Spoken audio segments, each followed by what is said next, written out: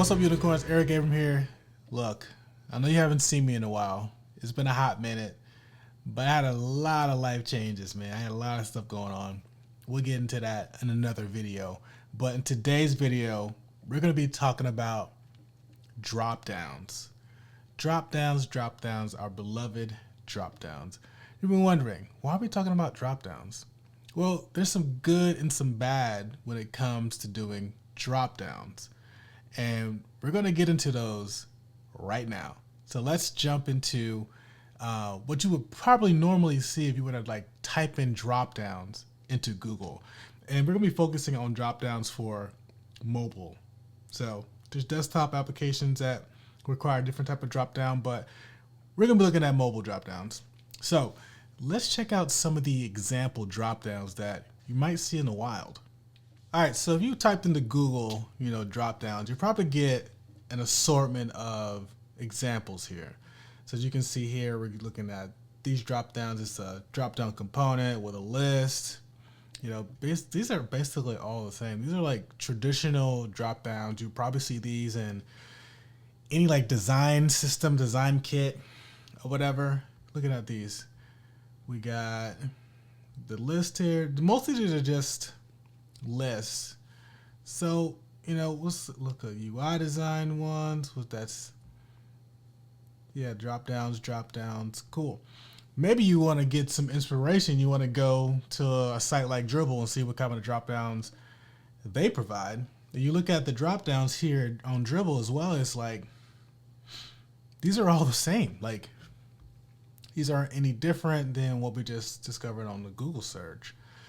And so you're probably going to discover like, hey, these drop downs examples probably don't cover what you need to cover for your use case. So I made something in Figma. We're going to look at it. I'm going to talk about the do's and don'ts and just look at a couple of examples of how I think you could approach drop downs in a better way. All right, so I'm in my Figma here. I already put this together because I want this video to be forever long. So I put together kind of 3 scenarios. You have your old type of drop down, the kind of the standard drop down, how you would probably try to do it if you weren't trying to do something different. A drop down accordion list, a drop down new page list, and a drop down bottom sheet list. So let's hop over into the prototype and I'll show you exactly what I worked on for you guys. All right, so here I have the different drop-down options in the prototype. Like I said before, we have 4 of them. So let's say, for example, you did the kind of the standard drop-down. So these are just drop-downs of, hey, what is your favorite food? You would select this drop-down and you would get a list, and then you would, look at the list and pick which one that you wanted. That's kind of the traditional way you would probably do this when it comes to doing drop-downs, maybe in a mobile experience. But there's some things that you don't want to do when it comes to doing drop downs. So if you're using this is a bad way to use a drop down where you have like 4 or less options. You don't want to put them in a drop down. You kind of want to do something a little different because you don't have the users doing multiple interactions just to make a selection.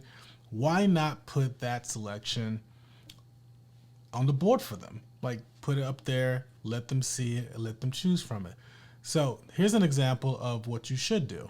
All right, so this is what you probably should be doing. If you have 4 or less items, use a radio or check boxes. So here we have, what is your favorite food? And I have these things listed out. I'm using radios here. So this is what you could probably do. This is what you, not probably do, but this is what you should be doing if you have 4 or less options inside of a dropdown. The last thing you want to do is show a dropdown and it's a yes or no selection. Oh my God.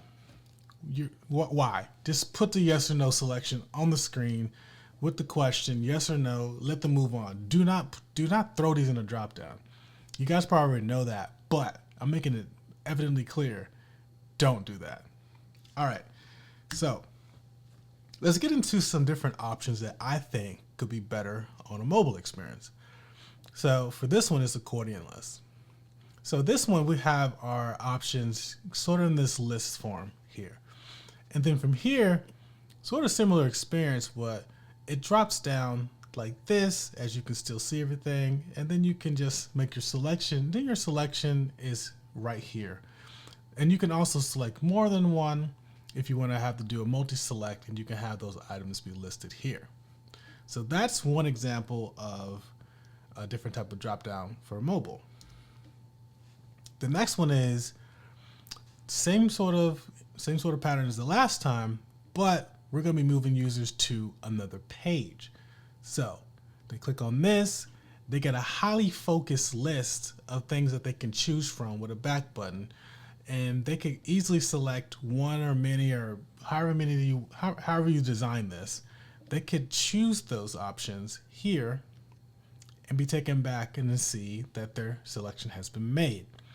So that is the second type of drop down you can do on a mobile device.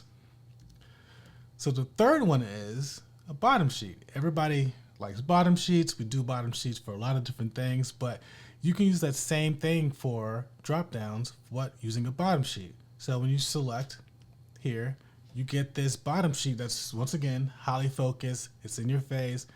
You can go and select whatever food you would like.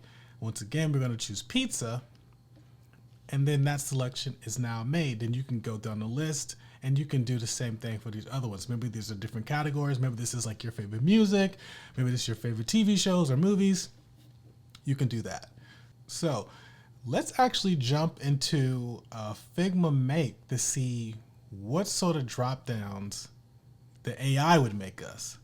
So let's just say, all right, so I have here design a drop down for a mobile app with the topic of what is my favorite, put these in quotations. What is my favorite food? What's my favorite food? This drop down should not be a traditional drop down. Think outside the box. And remember, this is a drop down for the mobile. All right, so hope this prompt gets us some results here, but let me go ahead and send it to space, and then we'll come back and see what the AI has created for us. All right, let's see what we have here. So this does not look like a mobile, but whatever.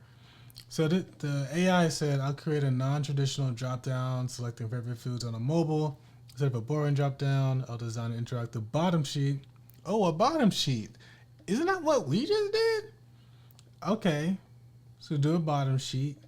Perfect, created a creative, non-traditional mobile drop-down for selecting favorite foods. Instead of a boring drop-down, use this interactive bottom sheet design. When tapped, okay, great. Basically, I told the AI, don't use a traditional traditional drop-down for mobile, and it just created a bottom sheet one. So let's look at what that's gonna look like. Let's actually change it to mobile and see what they made for us, the AI made for us. So we click on this. Oh, look at that. That's a nice bottom sheet. Ooh. I kind of, ooh, look at that. Interactions, they get grit, they're kind of like shaking a little bit. This is not bad. I like this bottom sheet. I like the big selections they have here. Ours could be as creative as this as well, but just for example, we made it super simple, but I do like how that makes the selection as well. Look at that. Can I select more than one? No. So I like this. Basically, it's the same idea that we had, same concept, except their bottom sheet looks a little bit better, but still, we could have came up with this idea if we were to keep iterating on it. So this is pretty good. I like this. Let's see what else. Should I ask it to do something? Okay, make it a multi-select. All right, let's see what it did. Let's open this up. Let's select one. Oh, look at that. Select two. They got selected, which is good. They got clear all, which is good, but it's stacked. Maybe they should put the clear all down here as a button, as a CTA. Maybe that would be better. I can see how many I selected. Let's just max it out, see what it does when you max it out. And I select done. I get all of mine in these shorter chip variations. I'm gonna reset this, and then let's see what it looks like if I just select one of these. Okay, cool. So this is pretty good. I mean, this is a good start. I think, you know, when it comes to AI, you can definitely use it to help you with ideas. I wouldn't use it as the gold standard, as I wouldn't take this as is. I would say like, oh, I like pieces of this. I like how this works. So maybe I would take maybe something like this. Maybe I would put a done here. Maybe I actually have a clear tertiary button here instead of having it up here, because you have your two actions sort of split. I don't really like that. But overall, not bad. All right, guys. So that is the video. That is drop downs. I hope you guys learned something today. And if you haven't already, make sure you like the video. Make sure you subscribe to the YouTube channel. We're trying to grow. I'm actually going to try to be online and do more videos in the coming year, because I really want to grow this channel. Really want to help you guys out. And also, we're going to be doing a lot of AI content, because the world is shifting. AI is taking over, not taking over, but if you don't get with the program, it will take you over. So be able to know how to use AI. I built multiple AI tools. I built about 4 of them using AI. I use Lovable. You can go to my website and you can get a discount on your Lovable subscription if you want to. But also you can go to my website as well and check out all the different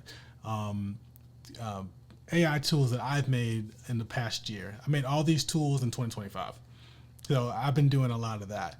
Just experimenting with AI, building tools, adding payments, adding subscriptions, doing the whole nine. Maybe I'll do a video to show you guys how I made these tools and how you can make these tools, you know, build these tools where you can make some money from it. So maybe I'll go into that. But once again, like and subscribe, and look out for more AI videos from me, from a UX perspective, from a design perspective, and also from a business perspective, because making apps can also make you some money too, whether it's a web app, mobile app, whatever. So we're going to be doing a lot of that in the coming year. So look out for those videos. Until next time, see you guys. Peace.